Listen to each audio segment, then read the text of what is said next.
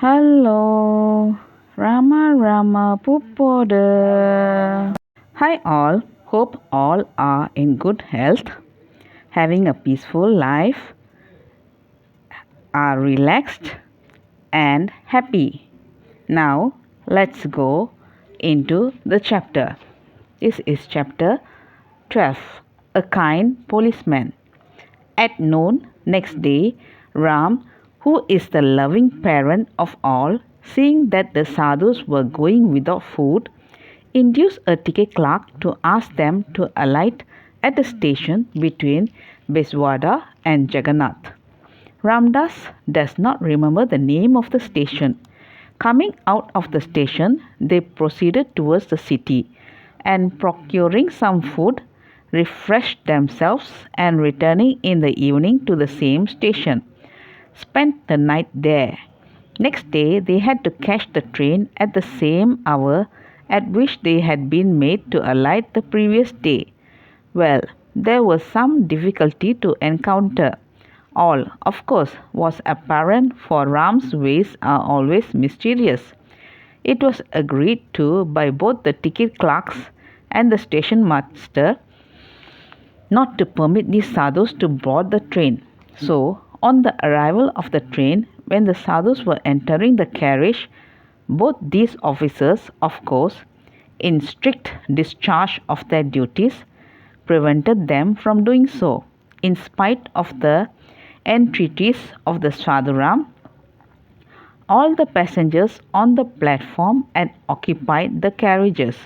The two sadhus and the railway officers were alone on the platform.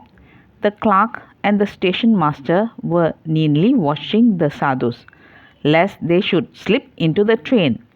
O Ram, how wonderful thou art! There was still some time for the train to start. Now, a railway policeman coming up to the sadhus asked them to get into a carriage, but the sadhuram told him that the ticket clerk would not allow them to go.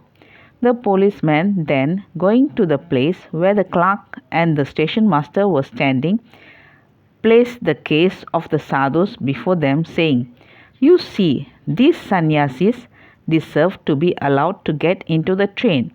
As regards tickets, they cannot be expected to carry money, since money is not their quest, as in the case of worldly people." These words did not convince the railway officers. They replied, rightly, of course. It is against rules to permit anybody to travel in the train without a ticket, so it is useless on your part to plead for them.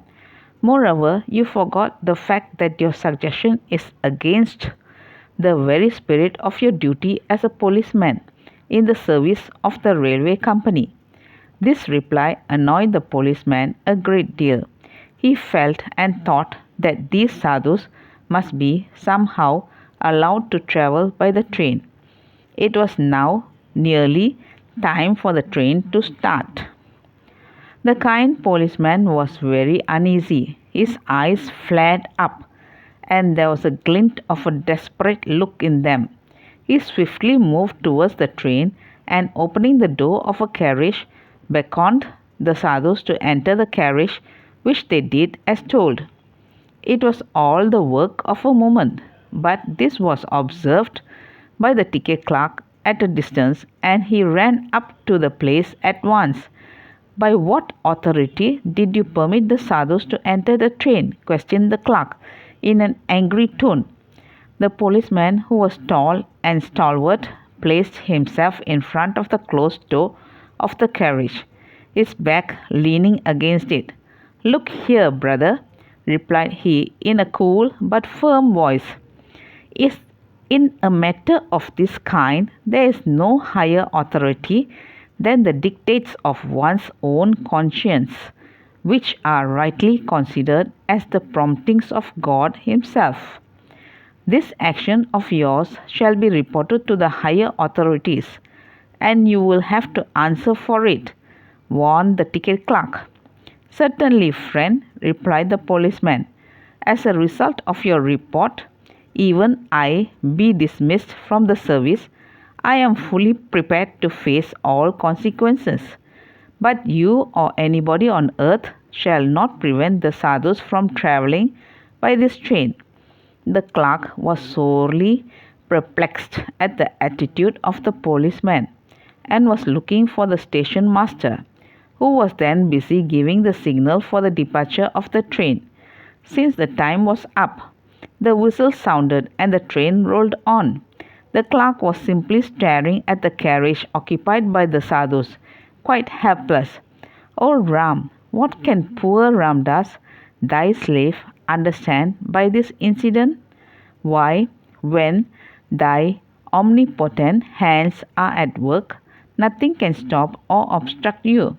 O kind and loving protector of the universe, thy one touch can change in a moment the entire face of the world.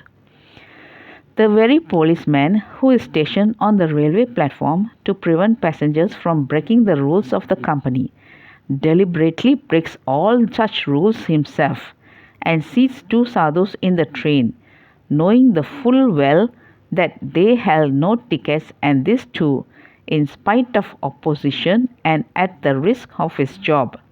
O Ram, it is now beyond any doubt that thou art seated in the hearts of all, inducing the world universe to act and move in strict accordance with thy sovereign will. O Ram, thou art indeed the true lover of thy devotees. Thy slave cannot find words to express thy greatness and thy love. O tears, flow on, and this is the only way Ramdas can express his feelings. That's all, folks. Thank you. Bye bye. Let's see in the next chapter. Rama Rama Pupoda.